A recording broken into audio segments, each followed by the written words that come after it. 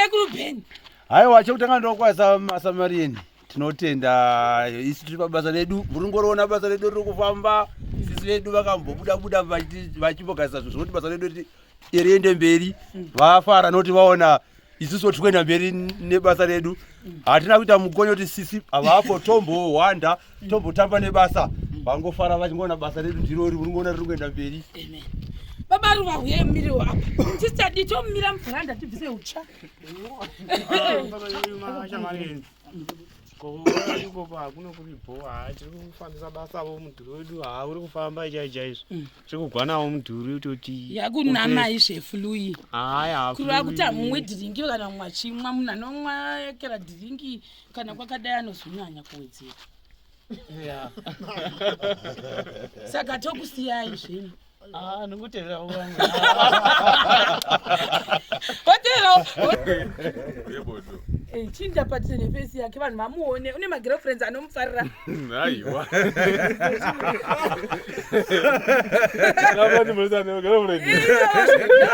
mafira kureva tauti mhora yemafira kureva ghosti wako uya zvebasa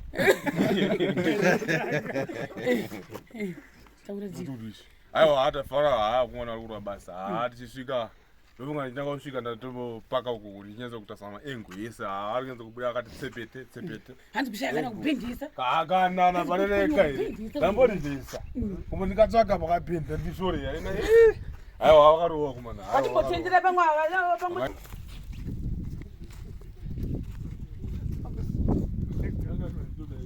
Zini sisi guys for the people. Linjani. Guys, ndiko wakufara. Saka inini pa ground ndakambobva for 3 days.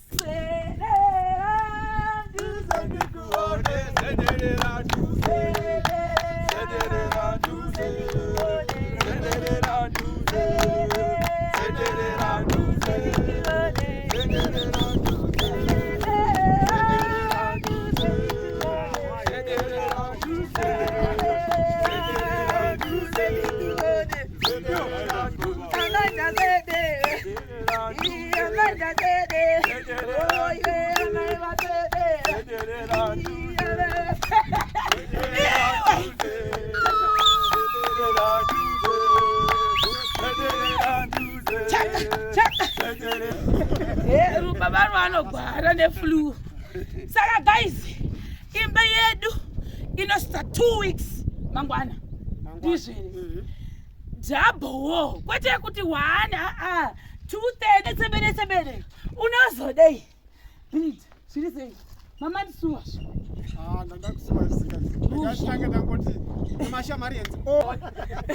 Asise kusvika kwavaita. Aiwa, mfaro wawedzera. Saka ndofunga sister Shero murungozviona kuti basa rari titoini. Nahara chindi. Ndingokandawo mafoni muchibvunza kuti zvadii kureva kuti nyangwe dzimwe nguva ndikambobatikana nerimwe basa. Pamwe tichitsvaka rimwe basa kuti riunganye. Ndiri papozve nekuti I can trust you. Kuti zvinofamba zvosara zvichifamba. Nekuona kwamatoita matozviona kuti zvinogona kufara. Haikona kuti wati wabva 2 days. Wosvika mudhuri pandakasiya apa. Nekuti ndakasiya mudhuri uri apa. Ichokwadi. Wese right round. Asi 3 days ndokuti 2.5 days ndakabva nekuda kwezvimwe zvinhu zvazviri two personal zviri emergency zvaindida kuti ndinge ndiri mharari. Mudhuri tasvika wese wasimuka. Hamozviona. Ndozvatichitasira pachi pamaprojects. Saka timu yedu ndikati ndombovatrita neyo. Kati kumbovatrita nemadhiringi. Ndosvika baba vangu asingazonzwa zvakanaka. Uyu akamboitawo ndokunga matanzas kunoku kunotonhora. Saka nababa yake vakamboitawo Flue. Asi vachigwara kudaro vakaramba vakashinga pabasa. Saka ndambonovatrita madrinks nhasi.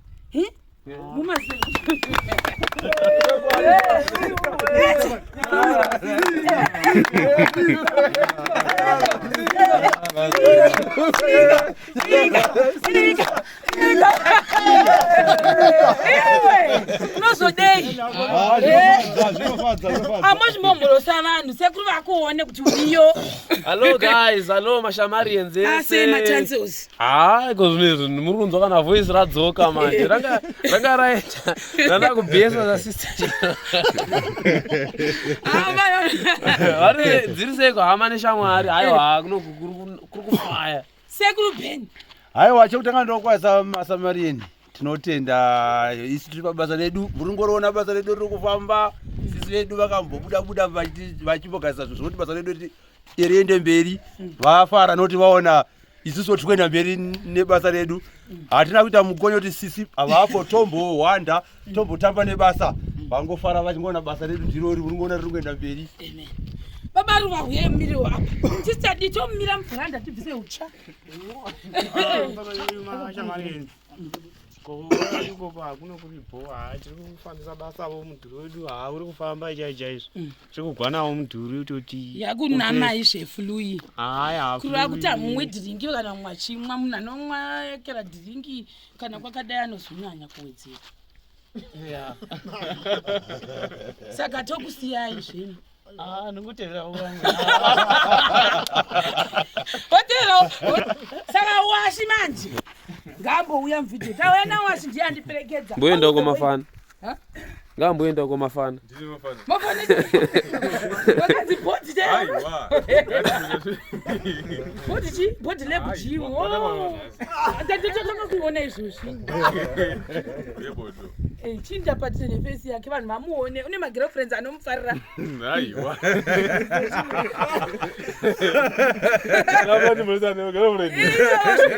nemafira kureva tauti mhora yemafira kureva ghosti wakuya basa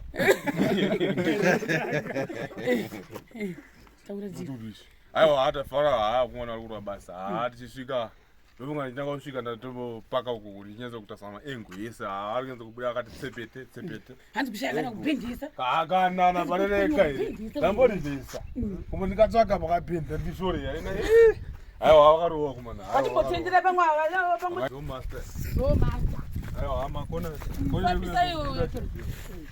ndiyo master wedu vanimozviona kuti vakomana vabva vatoroverera nechine mahwindo wauya apa dofrem redu mazona completed bona saka mudhuri wedu like we said it's in 1 week 9 days kureva kuti mangwana mugovera ndio patete ane 2 weeks tiripo pabuilding kureva kuti mukati dana imimi netimu yangu iyi isati tamine basa imba yedu yakakura it's as good as almost 8 rooms but 8 rooms dzedu tadzimisa within 2 weeks kureva kuti zvikafamba zvakanaka mangwana exactly 2 weeks dzedu taifanenge tapedza kutoisa mamwe madoframe uko but unfortunately akapesaniswa kureva kuti ndozvo zvatatomanira kuti tindosota out madoframe wanga achiiswa mudhuri wedu wotanga kunyatsosvava wese zvakanaka tichigadzirirawo kuzoti ringbeam taurai chinzwa continue tichigadzirira kuisa ringbeam tichipedzisa mukati masara sister shero tofunga ndoma muri kuona muchapedziswa mangwana ringbeam yedu titopera kuisiwa obvious nakutongosunudza madziro edu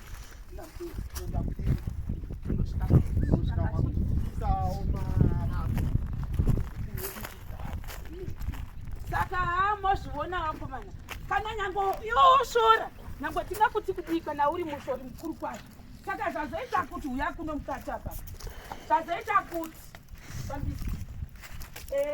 ani munoona manje kuti muno pane kuti vagare vazofana